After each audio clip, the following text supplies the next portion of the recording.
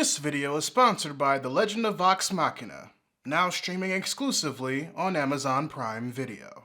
Readers, when I saw that Critical Role's goal to raise money for an animated special based on their Vox Machina campaign was completely funded within an hour of its launch, let alone be able to raise over 11 million to turn it into an animated series, I wasn't at all surprised. Not only do I understand how a strong fan base works and operates when it comes to financially supporting independent creators, shout out to all of my supporters on Patreon, by the way, but to paraphrase a very famous Middle-earth elf, I was there. I watched a collective unit simultaneously say back in 2019, in real time mind you, that this is something that they wanted, and I'm low-key kinda thankful that they did. Because not only are we getting more adult animation and showing the legitimacy of its medium for spectrums outside of children's programming as a result, but thanks to, and despite it being an adaptation, The Legend of Vox Machina presents itself as a great example for both honoring and subverting tropes in order to bring something fresh, exciting, and immediately wanting to know what happens next. What makes me impressed with how The Legend of Vox Machina does all of this, however, is that it's able to successfully accomplish all of this within the first episode alone.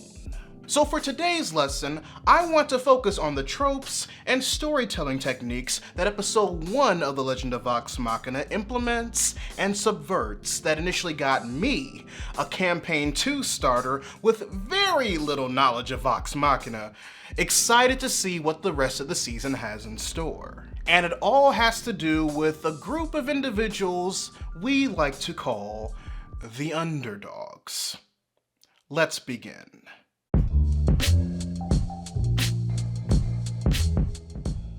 Hey readers, Laron here, offering you analysis and perspective on your favorite bits of geek and pop culture media. And I want to be as transparent as humanly possible when I say that, despite it being sponsored, all of my thoughts, views, and opinions in this video are 100% mine and mine alone. As someone who's been excited to watch this from the moment that it was announced it will be turned into a full-fledged animated series, a video on The Legend of Vox Machina for me was inevitable, whether I would have the official backing of Amazon Prime Video or not. But as a content creator, I feel obligated to make sure that my words and thoughts are mine first and foremost, and that they will always be, despite the backing. Said transparency is important for me as I continue with this venture, and I hope it is for you as well. That's the syllabus. Now, on to the lesson. So, how popular are underdogs? Well, if modern day media is any indication, then the proof is in the pudding. And that's all thanks to sports movies, surprisingly enough. Sure, we were initially introduced to the concept in the original Rocky movie, but then ensemble sports films really started to make it commonplace and engrave the trope as it currently applies to teams into our heads. Films like A League of Their Own and The Mighty Ducks are key examples of how underdog narratives got their footing in the early 90s. Both of the aforementioned examples, coincidentally enough, being released in 1992. What makes underdogs in sports movies so appealing, however, is that they're usually expected to fail. They don't have coordination or teamwork skills. They're the last pick for gym class sports for one reason or another. They're the juvenile delinquents or are written off by society, or both. All of these aspects come together to make them seem like they can't win the big fight at the end. And sometimes they don't. But even when they don't, the journey in seeing them grow, work together, gain an appreciation for themselves when others usually have very little faith in them, and have a new perspective on life for themselves and each other is just as rewarding to us as seeing them win. Soon, it got to the point where the underdog formula got so popular in sports films that it branched out into other genres as well, competition or otherwise. From using the trope with delinquent high schoolers participating in a choir competition in Sister Act 2, to a group of castaway nobodies across space in James Gunn's Guardians of the Galaxy. Nobody counts them to be honest, be coordinated, or selfless enough to properly work together, or have what it takes to either win the day or do the right thing. Sometimes both. It's this reason alone that I'm glad both the underdog trope and the concept of a ragtag band of misfits found life outside of sports narratives, and people realize that they can be adapted into other genres, because they do work together, and the combination does work outside of sports genres, especially in my two aforementioned examples. Then there's how the legend of Vox Machina does it. Like I stated before, readers, thanks to the evolution and the allowance of certain tropes and devices to branch out into different genres, the ragtag group of misfits wrapped in the blanket of the underdog has been seen in multiple stories outside of sports. What makes the legend of Vox Machina so intriguing to watch for me, however, is that the show is able to establish these devices in the story it's going to tell over the course of the season from just the first episode alone. And not just in the visuals, which definitely help when it comes to showing off the group's mixed-matched abilities, prone to unnecessary conflict, and the overall difference in how they see themselves versus how the people of Amman do, but also in how the episode acknowledges the makeup they represent and steps out of its proverbial box. Or, to keep things closer to the previously established metaphor, substitutes the blanket for something closer to a snuggie. While the visuals definitely help when it comes to getting the point across that this is a team of losers, it's also the way the dialogue is both given and placed throughout the entire episode that shows that they're underdogs, not just from the people of Amman, but among themselves.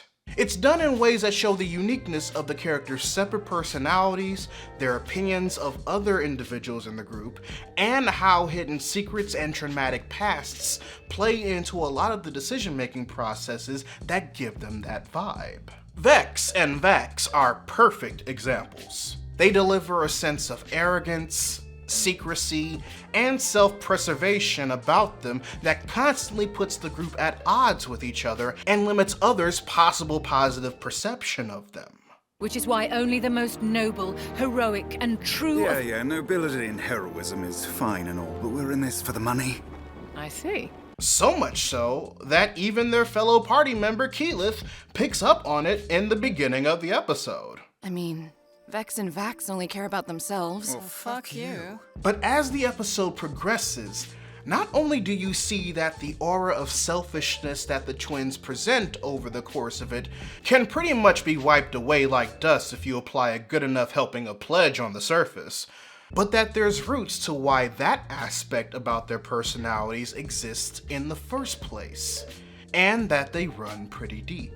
So now with this angle about Vex and Vax revealed to both the rest of the party and now the audience, it makes you wonder what secrets are being hidden by other members of the party that, thanks to surface level pride in keeping them from fully opening and trusting each other, is keeping them from reaching their full potential as an adventuring party. What aspects about what Vox Machina is dealing with is going to unfurl member by member as we progress in future episodes that will allow them via trust and camaraderie to band together, get their shit together, and win the day. To paraphrase the Mandela effect originating from a South Park parody of, conveniently enough, yet another underdog tale. How can we reach this team?